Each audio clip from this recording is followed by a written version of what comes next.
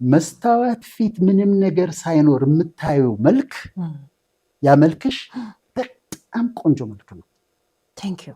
እግዚአብሔር የሰራው ለሁሉም ነው። እድሜ ትንሽ ለየት አድርጎት ሊሆን ይችላል። ወልደሽ ትንሽ ወፈር ብለሽ ሊሆን ይችላል። ግን ያለምንም ሜካፕ መስታወት ፊት ቆመሽ የምታያት እሷ ያቺ ፊት እሷ ቆንጆ ነች፣ እግዚአብሔር የሰራት ነች፣ ግሩምና ውብ ሆኜ ተፈጥሬያለሁና አመሰግናለሁ እንደሚል ያለምንም ድጋፍ ቆንጆ ነች። ሁሉም ሴቶች ቆንጆች ናቸው። ያለ ውበት የተፈጠረች ሴት የለች። ይሄ ልብስ እኔ ላይ ያምርብኛል ወይ ብለው እንዲጠይቁ ፈልጋለሁ። ግን እኔ ላይ ያምርብኛል ወይ ብለው ይጠይቁ።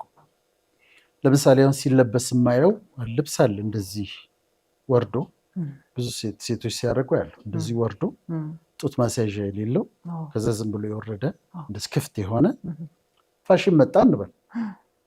አንዲት ሴት ፋሽን ስለሆነ ብቻ ማድረግ የለባትም እኔ ላይ ያምራል ብላ መጠየቅ አለባት። ምክንያቱም እሷ ልዩ ሴት ነች። ንጹህ ነው ከላይ ከራስ ፀጉር እስከ እግር ጥፍር ድረስ ንጹህ ይሁን አንድ ወንድ ያ በቂ ውበት ነው። በቂ ውበት ነው። ንጹህ ከሆነ አንድ ወንድ ሌላ ብዙ አይፈጅም።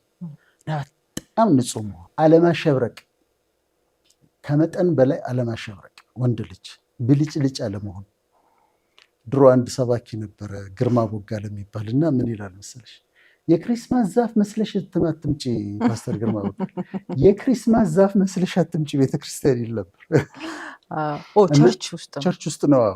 ወንዶች እንደዛ መሆን የለባቸው፣ ማሸብረቅ የለባቸው።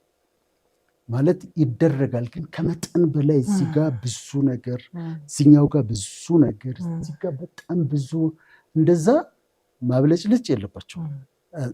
እንትን ነው አይጠቅምም፣ አያስፈልግም። እና እሱን ቢቀንሱ ደስ ይለኛል። ሴቶች አንዳንድ ሰውነታቸው ሲሸፈን ነው የሚያምረው።